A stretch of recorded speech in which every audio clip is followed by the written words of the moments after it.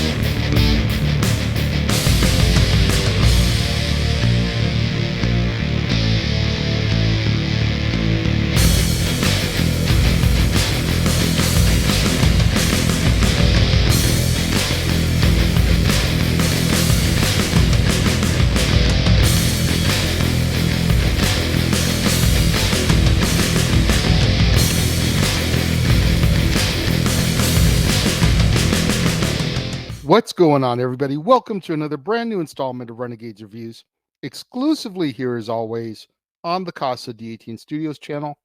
I, of course, am your host, the Renegade JJ Williams, and it's new release Saturday, and we did have to call an audible this month when I discovered that Die Hart is a TV series and not a movie. So we replaced it with Hulu's take on the Boston Strangler story, starring Keira Knightley, Carrie Coon, Chris Cooper, Alessandro Nivola, David Dastmalchian, Morgan Spector, Bill Camp, Robert John Burke, and Rory Cochrane. What's going on, everybody? Thank you for joining me here once again for another brand new installment of Renegades Reviews. As I said in the introduction, we had to pull an audible this month. I discovered that Die Hart, which was on the agenda to cover, is a TV show, and it's not even a TV show that was just starting up. It was going into its second season. So I couldn't cover that since I'd never seen the first season. Discovered that Hulu had a brand new take on the Boston Strangler story that was dropping, and I decided to put that in as today's new release Saturday.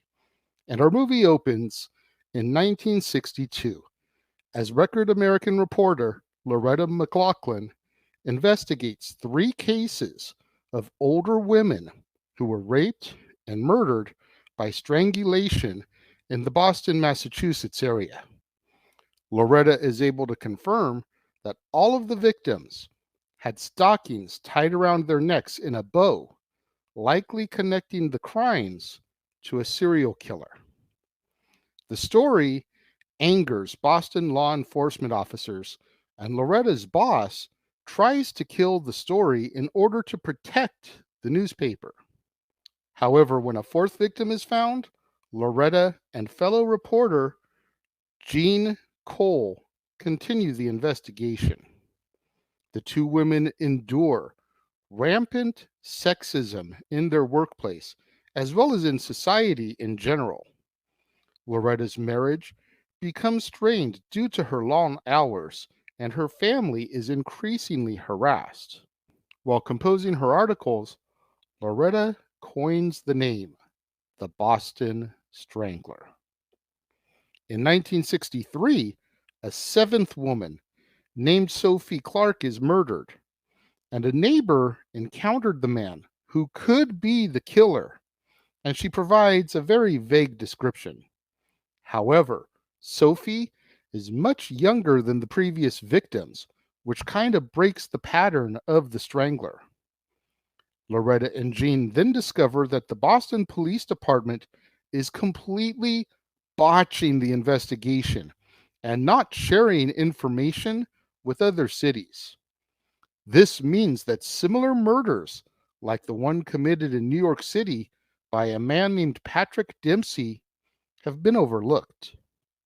A suspect named Albert DeSalvo is then taken into custody. Sophie Clark's neighbor is asked to try and identify him in a lineup, but she IDs a different man, George Nasser. Despite this, in 1964, DeSalvo confesses to all 13 murders. In 1965, Loretta learns that there have been 6 more murders in Ann Arbor, Michigan, that are identical to the Boston Strangler's work. The most likely suspect is Daniel Marsh, an ex-boyfriend of a Strangler victim. In 1973, before Loretta can meet DeSalvo in order to hear his side of the story, he is stabbed to death at Bridgewater State Hospital. Following an anonymous tip, Loretta meets Harrison, a former patient in Bridgewater. Harrison reveals that DeSalvo, Marsh, and Nasser were all held in the same ward at the same time. He also claims that DeSalvo's confession was coached by Marsh and Nasser. Loretta and Jean then create a theory. Paul Dempsey killed the first 6 older women in Boston and then moved to New York. Once Dempsey left Boston, copycat murders began to arise. resulting in the later victims being much younger. DeSalvo confessed to all 13 murders so that Nasser could collect a $10,000 reward per victim. In return, Nasser arranged for DeSalvo to be represented by high-profile lawyer F. Lee Bailey. DeSalvo was also deceived into believing that he would get a $1 million book deal that could support his entire family. The Record American then publishes Loretta and Jean's theory, and our epilogue tells us that Loretta became an award-winning medical reporter at the Boston Globe. Jean continued working as a reporter for 30 years and remained close friends with Loretta. Marsh was never charged with murder. Nasser remains in prison as of today and never received any of the reward money. And in 2013, DNA evidence linked DeSalvo to the 13th and final murder, but not the other 12. And our movie comes to its end. The Boston Strangler story isn't one that has really compelled me over the years. I do enjoy some true crime stories. I do enjoy some of that type of stuff. I have watched shows like Criminal Minds and Law and Order and NCIS and CSI. But at the end of the day, if I'm being 100% honest with you, I watched this movie because one, I needed a substitute for Die Hard, and two, because it had Keira Knightley, who I've adored for years ever since I discovered her as Elizabeth Swann in the Pirates of the Caribbean franchise. It had Chris Cooper, who I haven't seen a whole lot of, but I know him best as Tex Richmond from the 2011 Muppets movie, the villain, the oil tycoon who wants to take over the Muppet Theater and destroy it. And then it also had David Dastmalchian, who I know best as Kurt from the Ant-Man movies. So those three actors are the reasons why I watched this. Keira Knightley obviously was Loretta. Chris Cooper was her boss at the newspaper. And David Dastmalchian was DeSalvo. And I think all three of them did really good jobs with their roles, with the characters they were portraying. The movie did compel me. I do wish it had been a little bit more fast-paced, with it being a historical drama. And I use the term historical very loosely because, it's a time period piece. It takes place in the 60s. These events did happen, so it is historical. But usually when people think of historical, they think of things from like the 1700s, the 1800s, even the early turn of the century, the 1900s. They don't really think of the 60s. But with it being a historical true crime drama, it moved very slowly. And you felt the time drag as the movie went on. It felt every bit of the hour 40, hour 50 runtime that this movie was. That's the only beef I had with it.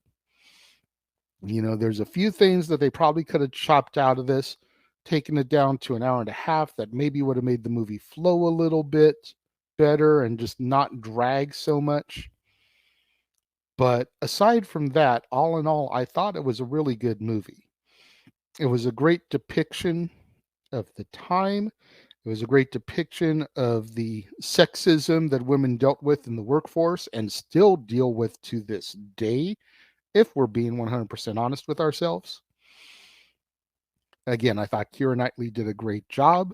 I do recommend this movie, especially if you're a fan of true crime or shows like I listed off, Criminal Minds, Law and Order, CSI, NCIS. If you're into those type of shows, you'll probably enjoy the Boston Strangler film.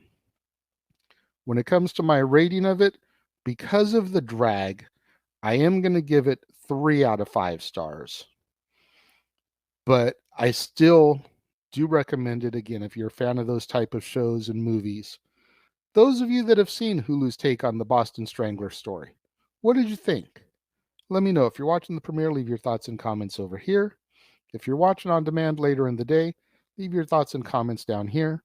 Let's have that conversation, that discussion, that debate, that interaction that I'm always asking you guys for in the comments below.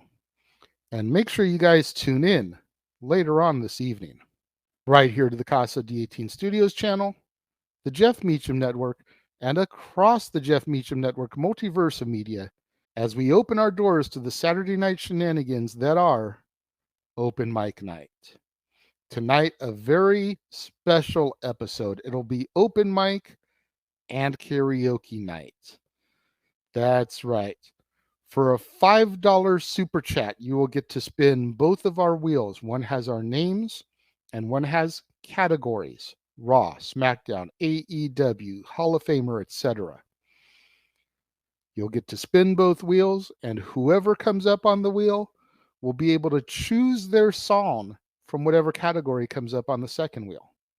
For a $20 super chat, you will get to pick your poison. You, the viewer, will get to pick who sings. We will then spin the category wheel, and you, the viewer, will get to select a theme song for the person to sing based off of that category.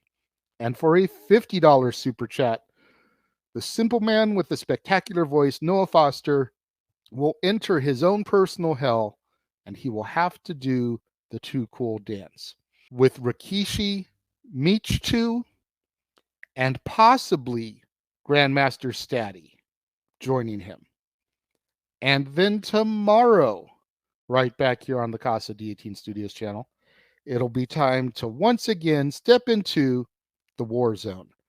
That's right, it'll be time for another edition of the Weekly Acquisition Report, the show where I, the Renegade, show you, the viewers, the latest additions to my ever-growing movie library. This week, more Goodwill finds.